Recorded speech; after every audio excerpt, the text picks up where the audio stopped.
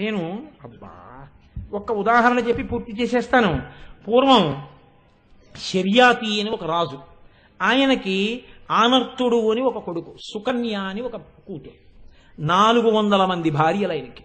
లేక పుట్టిన ఒక్కతే కూతురు శర్యాతి. పూర్వం దక్షిణ నాయకత్వం ఉండేది.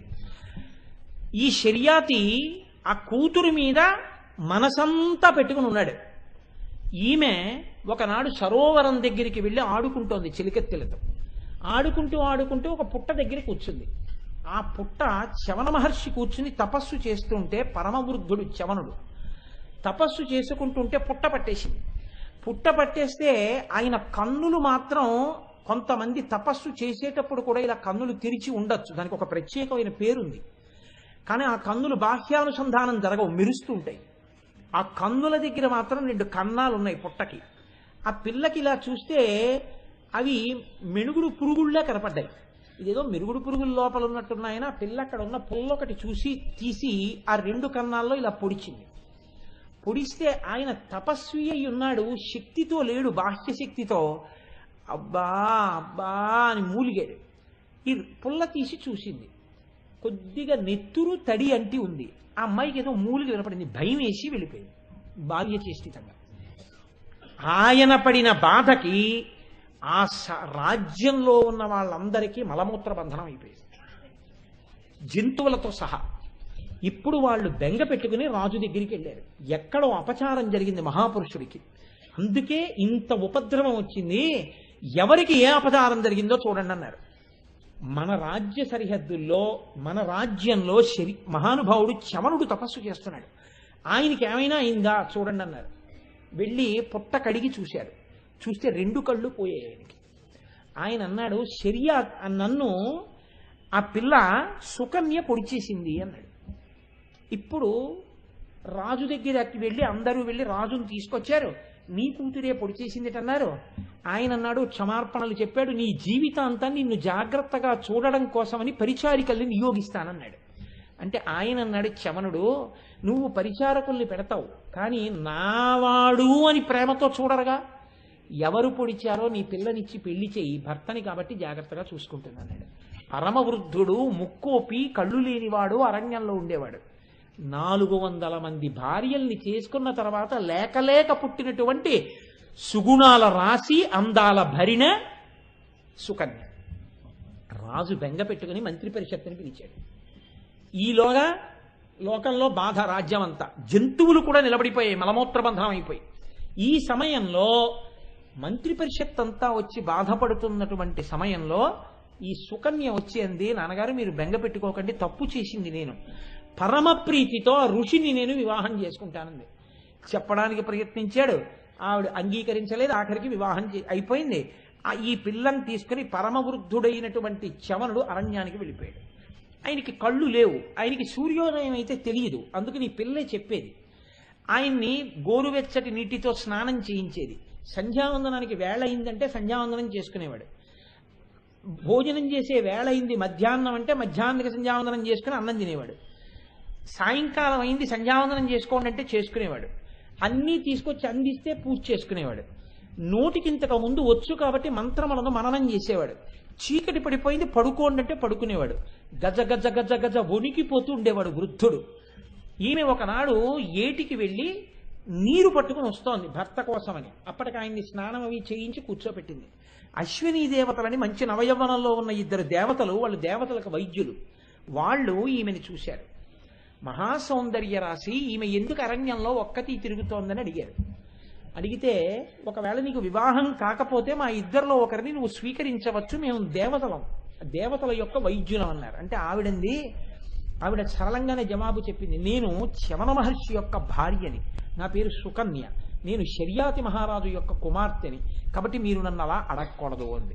అంటే వాళ్ళు అన్నారు, ఇప్పుడు తెల్లబోయి పరమవృద్ధుడు, ఉనికిపోతున్నవాడు, కళ్ళు లేనివాడు, కోపిష్టి, అటువంటి వాడికి నిన్నిచ్చి పెళ్లి చేశాడా శర్యాతి? ఎలా పడుతున్నావు వాడితో సంసారం? అసలు విధి బ్రహ్మ అనేటటువంటి వాడు సృష్టిలో చేసే పనులు గమ్మత్తుగా ఉంటాయి, నిన్నెలా ఇచ్చి పెళ్లి చేశాడు ఈయనకి? అటువంటి ముసలి మొగుడితో ఏ సుఖాలను అనుభవిస్తావో మా ఇద్దరిలో ఒకరిని పొందు అన్నాడు. అంటే ఆవిడంది, హద్దు మీరి మాట్లాడుతున్నారు, నేను చవనుడి ఇల్లాలిని, ఇంకొక మాట మాట్లాడితే మిమ్మల్ని శపిస్తానంది ఆవిడ. అని ఆవిడ వెళ్ళిపోతోంది ఆశ్రమం వైపు. ఇప్పుడు దేవవైద్యులు భయపడ్డారు. ఈవిడ వెళ్ళి చెప్తే చవనుడితో, చవనుడు మహాతపశక్తి సంపన్నుడు, క్రోధమూర్తి, మన్ని శపిస్తాడేమో అని వీళ్లే పరిగెత్తుకుంటూ వచ్చన్నారు. అమ్మ ఇందేదో అయిపోయింది, ఇంత ఎలా కష్టపడతావు? నీ భర్తకి మేము మంచి యవ్వనాన్ని, గొప్ప శక్తిని, గొప్ప రూపాన్ని ఇచ్చేస్తాం. కానీ అటువంటి రూపాన్ని ఇచ్చిన తర్వాత మేము ముగ్గురం ఒక్కలా ఉంటాం. మా ముగ్గురులో చమనుడు వరకు నువ్వు కనిపెడితే చమనుడికి ఇల్లాలివి. పొరపాటున మా ఇద్దరిలో ఎవరినైనా ఒకడిని చమనుడు అనుకుంటే వాడికి ఇల్లాలు కావాలన్నారు. ఇప్పుడు అది ఆవిడ పాతివ్రత్యానికి పరీక్ష. ఆవిడ అంగీకరించకుండా వెళ్ళి చమనుడికి చెప్పింది. చమనుడి నమ్మకం ఏమిటంటే తన భార్య యొక్క సౌశీల్యం మీద. ఆయన అన్నాడు, ఏం పర్వాలేదు, నన్ను తీసుకెళ్ళు సరోవరానికి అన్నాడు. చెయ్యి పట్టుకు తీసుకెళ్ళింది. అశ్వినీ దేవతలు, చమనుడు ముగ్గురు నీటిలో మునిగి పైకి తేలారు. ముగ్గురు ఒక్క రూపాన్ని, ఒక్క కంఠాల్ని పొందారు. వచ్చి ఒడ్డున నించుని ఏకకంఠంతో ముగ్గురు అన్నారు, ఎవరు నీ భర్తో కనిపెట్టన్నారు.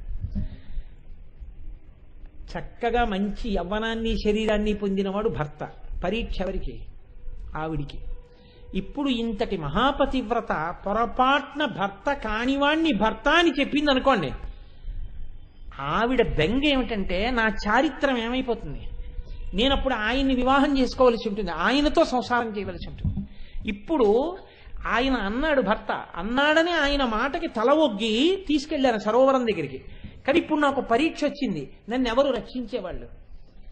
ఆవిడికి ఆలోచించడానికి అవకాశం లేదు. ఆవిడ, అమ్మా లోకంలో మహాపతివ్రత అని పేరు పొందిన తల్లి ఎవరు? ఆ తల్లి లలితాపరాభట్టారిక. అమ్మా నీకే నమస్కారం చేస్తున్నాను. నీకు ఎటువంటి పేరుందో అటువంటి పేరు నాకు కలగాలంటే నీ అనుగ్రహమే కలగాలి. ఆవిడంది, నమ పద్మోద్భవే దేవి నమ శంకరవల్లభే అని. విష్ణుపత్ని నమస్తుభ్యం వేదమాత సరస్వతి ఇదం జగం తయా సృష్టం సర్వం స్థావరజంగమం బుద్ధిదాసి తమజ్ఞానాజ్ఞానినా మోక్షదా సదా సిద్ధిదా యోగినామం బాజయదా కీర్తిదా పునః శరణం త్వాం ప్రపన్నాస్మి విస్మయం పరమంగతాః అంది. అమ్మా సృష్టికర్త శక్తి నువ్వు, స్థితికర్త శక్తి నువ్వు, లయకర్త శక్తి నువ్వు, శక్తులకు శక్తి నువ్వు, ఆదిశక్తి నువ్వు, అమ్మలగన్న యమ్మ నువ్వు, మహాపతివ్రతవి నువ్వు. రాకూడని కష్టం వచ్చింది, నోటితో చెప్పలేదు, పతి ఎవరో తెలుసుకోలేకపోతున్నాను అనలేదు.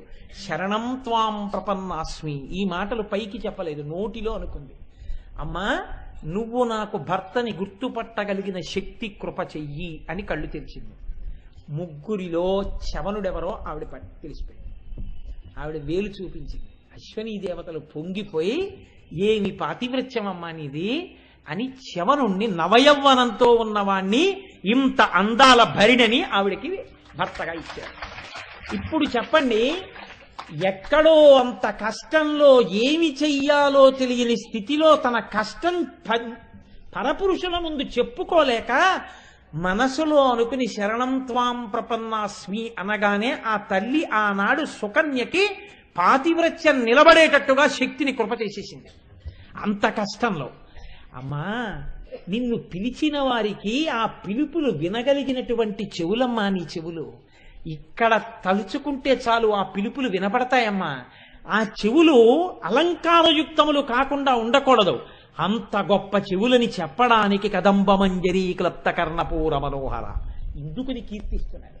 అది ఆ చెవుల శక్తి అని మీరు భక్తిని పొందడానికి.